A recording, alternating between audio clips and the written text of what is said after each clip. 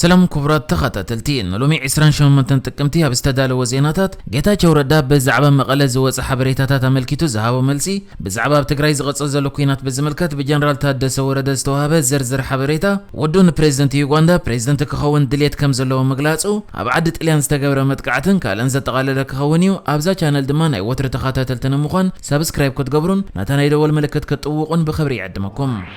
أبز وانتي أب تجري زلوا كينات نمهدا أبدو أفريقيا أبز جبر زل زات السلام زركب ጌታቸው ረዳ نتا قدم منستر أبي أحمد زمرحة منقص فدرالي إثيوبيا كم تبي شحن شعة 209 حدا حوحات بلندن زاتن داكايده أبايتا بخينات العلوائد زحزة أبز وان العلوائد كسر رح يفتنالو اتزلوا كينات كأن نتزات غي قدم يسجع الله كتب الأوصيات أبز نبرد زينا ملكيتو اتوج كم مغلى أبناء 260 كيلومتر رحقة يزل بمبال نتنيتا مع كان زينا حبريتها زلوا تقاوم جليسو ጌታቸው ረዳ أب صحفه ኢኮኖሚስት ዘተ ሰላም ኢትዮጵያ በተና መቀለስ ገስገስ ዘሎ ዓውደ ወግ ክቀደም ይኽእል ኢላ እዚ ድማ አካል ናይ ትብስርዓት አብይ ዝነዛሕ ዘሎ ናይ ሓሶት ኣባሃላዩ ዘኢኮኖሚስት ኣብዞም ዝሕፍር ኣባሃላት ከም ዝወደቀት ርዱ እዩ ወላ ኳ ዘገርም እንተኾነ ብዙሓት ሰበስልጣን ትስርዓት ሓዊስካ ነቲ ናይ ሓሶት ኣባሃላ ከም ዘየከራኸር ሓቂ ዝተቀበልዎ ይመስለለው ገለ ሰባት ማዕርፎ ነፈርቲ መቀለ ድሮ ኣብ ኢድ ትስርዓት ከም ዘሎ ይሓቱን ኣለው ንከም በዓል ዘኢኮኖሚስትን መሰልታን እተና መቀለ ዝቀረበ ውግእ ካብታ ርእሰ ከተማ 160 ኪሎ ሜትር ርሒቃ تركب كرم يكاد مهلاو كجنزبو انتي وسدلم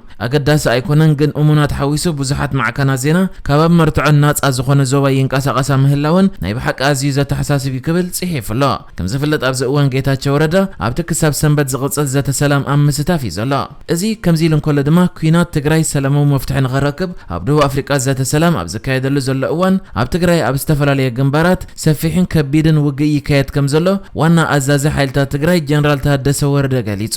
ብረቡዕ ሓደ ላዕለዋይ ኣዛዚ ሓይልታት ትግራይ ንቢቢሲ ኣብ ዝሃቦ ሓበሬታ ኣብ ከባቢ ዓድዋ ከቢድ ብረትን ታንክታትን ዘሳተፈ ኩናት ይካየዳሉ ኢሉ ነይሩ ጀነራል ታደሰ ወረደ ተማላ ኣማሲዩ ንማዕከና ዜና ትክልል ኣብ ዝሃቦ መግለጽ ድማ ኣብ ከባቢታት ዞባታት ሰሜን ምዕራብን ማእከልን ትግራይ ምስ ሰራዊት ኤርትራን ኢትዮጵያን ጽዑቅ ኩናት ይካየድ ከም ዘሎ ሓቢሩ እቲ ኣዛዚ ወሲኹ እዚ ልፍንታዊ ሓይሊ ካብ ዓድዋ ንሓውዜን ነተንቤን ክቐጽል ብምትላም ገሊኡ ብገንደብታ ብፈረስማይ ገይሩ ገሊኡ ድማ ብዕዳጋ ዓርቢ ብጸድያ ገይሩ نحوزين نمقصال مدب حيزي ينقسقسالو بزي منقد زي ابزالان بسا زلنا مكلخد نملقاق انفتغتيلون سراويت ارتراغ تقعيف التنالو كبل اتو تهدراو معبالتات بزرزر ارديو بانفت مايك انطال غيرو نابعداق عربن نابتين بينن كغصل زدل حيل كمزلون صعوق وقي كايت كمزلون ونقليصو وانا ازازا حيلتات تقراي مغلصيون زحلفو 30 معلتات بانفت دوب تقراي زي قوارص متقعته كمز نبره تقيسو سباتن انساتاتن كمزتقتلون نبرت حزب كمز عنون وانتزاريبو بانفت كورمن አላማጣን የጥቅዕ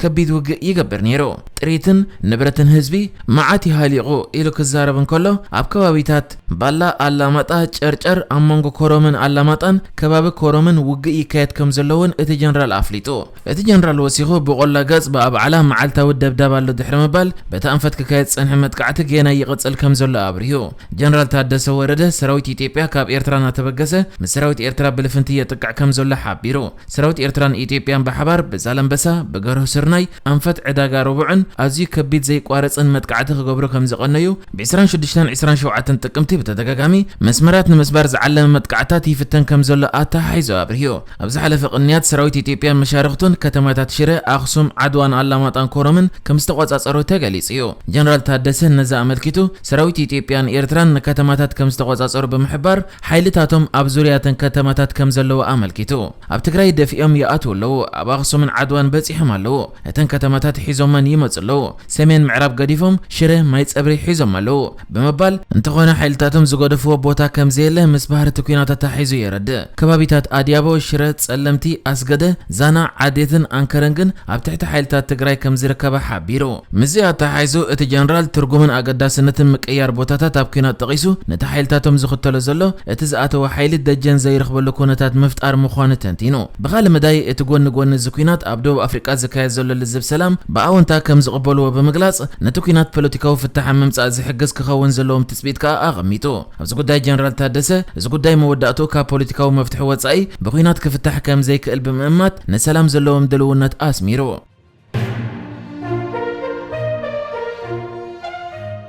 ወዶን ፕሬዝዳንት ዩጋንዳ ዩዌሪ ሙሴቪኒ ዝኾነ ሙሆዚ ካይነሩጋባ ነብኡ ተኪኡ ፕሬዝዳንት ሃገር ኡጋንዳ ክኸውን ድሌት ከም ዘለዎ ገሊጹ ጀነራል ሙሆዚ ካይነሩጋባ ኣብ ትዊተር ኣብ ጸሓፎ ነዲኡ ካሕሳኣ ኸፍላ እንድሕር ኮይኑ ፕሬዝዳንት ክኸውን ከም ዘለዎ ክኸውን ምዃኑ እውን ተዛሪቡ እቲ ኣብ ትዊተር ዘካትዕ ጽሑፋት ብምዝርጋሕ ዝፍለጥ ጀነራል ፕሬዝዳንት ኮይኑ ንኣዲኡ ክኸሕስ ከምዃኑ ዝዛረብ ዘሎ ፕሬዝዳንት ሙሴቪኒ ካብ 1986 ጀሚሩ ኣብ ስልጣን ዝጸንሐ ኮይኑ ኣዛዚ ሓይሊ ምድሪ ዝነበረ ወዶ ጀነራል ካይነሩጋባ ንኽትኩኦ የዳልዎ ከም ዘሎ ብተደጋጋሚ ክስማዕ ጸኒሑ እዩ ኣብዚ ወርሒ እውን ደጊሙ ንፖለቲከኛታት ተቃወምቲ ኡጋንዳ ድሕሪ ኣቦይ ኣብ ዝኾነ ምርጫ ክስዕረኩም እየ ክብል እውን ተዛሪቡ ነይሩ እዩ ብጀካ እውን ኡጋንዳውያን ካብ ዘፍቅርኩም ንላዕሊ የፍቅሩኒ ክብል እውን ጽሒፉ ነይሩ እዩ እዚ ወዲ 48 ዓመት ጀነራል ብትዊተር ጽሑፈ ጽሑፍ መዛረቢ እቲ ሃገር ካብ ምዃን ኣይዕረፈን እዩ ዘሎ ኣብ መጀመርታ ወርሒ ጥቅምቲ እውን ኬንያ ክወረር ምዃኑ ብምፍራሕ ሃገሩ ዩጋንዳ ብግልጽ ይቕሬታ ከተሓትትን ምስ ኬንያ ዘለዋ ርክብ ከዓ ዘይብተኽ ከም ዝኾነ ክትገልጽን ኣገዲድዋ ነይሩ እዩ ንስዒቡ ድማ ፕሬዝዳንት ዩጋንዳ ዩዌሪ ሙሴቪኒ ነቲ ኣካታዒ ዝኾነ ወዶ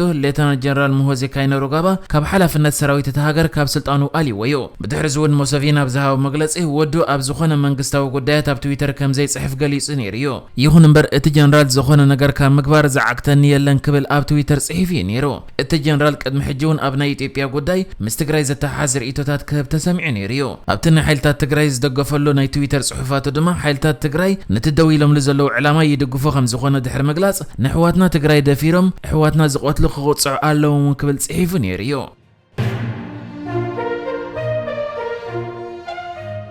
ኣብ ሚላኖ ዓዲ ጣልያን ኣብ ሓደ ሱፐርማርኬት ብዝተፈጸመ መጥቃዕቲ ኻራ ሓደ ሰብ ክቕተል እንከሎ ኣባል እንግሊዛዊት ክለብ ኣርሰናል ዝርከቦም 5 ሰባት ከዓ ብኻራ ከም ዝተወግኡ ፖሊስ እቲ ሃገር ገሊጹ ማዕከና ዜና ዓዲ ጣልያን ከም ዝሓበረኦ ሓደ ሰብ ናብቲ ዕሙር ሱፐርማርኬት ኣትዩ መጥቃዕቲ ኣብ ዝፈጸመሉ ወደ 30 ዓመት ተቐባሊ ሕሳብ እቲ ትካል በቲ መጥቃዕቲ ከም ዝሞተ ገሊጸን ካብቶም ብመጥቃዕቲ ኻራ ዝተሃርሙ ኣብዚ ሕጂ እዋን ብልቓሕ ምስጋንታ ሞንዛ ዝጻወት ዘሎ ኣባል ኣርሰናል ፓብሎ ማሪ ይርከቦም ነቲ መጥቃዕቲ ዝፈጸመ ወዲ 46 ዓመት ሰብኣይ ኣብ ትሕቲ ቀይዲ ኣትዩ ከም ዘሎ ፖሊስ ሓቢሩ ፖሊስ በተወሰኺ እቲ መጥቃዕቲ ምስ ዝኾነ ተልእኾ ግብረ ሽበራዊ መጥቃዕቲ ምትእሳር ከም ዘይብሉ ገሊጹሎ መጥቃዕቲ ዝፈጸመ ውልቀ ሰብ ጸገም ኣእምሮ ከም ዘለዎን ነቲ ኸራ ካብ ከብሕቲ ድኳን ኣልዒሉ ነቲ መጥቃዕቲ ከም ዝፈጸሞን ዝወፁ ጸብጸባት ይሕብሩ ብሰንኪ ትማሊ ከባቢ ሰዓት 6 ፈረቓን ድሕሪ ቀትሪ ዝተፈጸመ መጥቃዕቲ ብዙሕ ሰብ ከም ዝረዓደን ብዙሕ ሰብ ከዓ ካብቲ ሱፐርማርኬት ንምውፃእ ከም ዝተጸቓቐጠን ናይ ዓይኒ መሰኻኽር ገሊጾም እቲ ውልቀ ሰብ በቶም ኣብቲ ሱፐርማርኬት ዝነበሩ ሰባት ተታሒዙ ናብ ፖሊስ ከም ዝተረከበውን ፖሊስ ገሊጹሎ ወዲ 29 ዓመት ኣባል ኣርሰናል እስጳኛዊ ተኸላኻላይ ፓብሎ ማሪ ማህረምቱ ኣብ ሕቁ ከም ዝኾነ እንትኾነ ኣዝዩ ዘሻቕል ከም ዘይኮነ ተገሊጹሎ ወኪል እቲ ተጻዋታይ ኣርቱሮ ካናለስ ኣብ ዝሃቦ ቃል ማህረምቲ ፓብሎ ማሪ ዋላ እኳ ዕምቆት እንተሃለዎ ኣብ ውሽጣዊ ኣካላቱ ዝኾነ ጉድኣት ከም ዘየብጽሐ ሓቢሩ ንሕጂ ዝተዳለወ ዜናታት እዚ ነይሩ ብካልእ ክሳብ ንራኸብ ሰላም ንዓኹም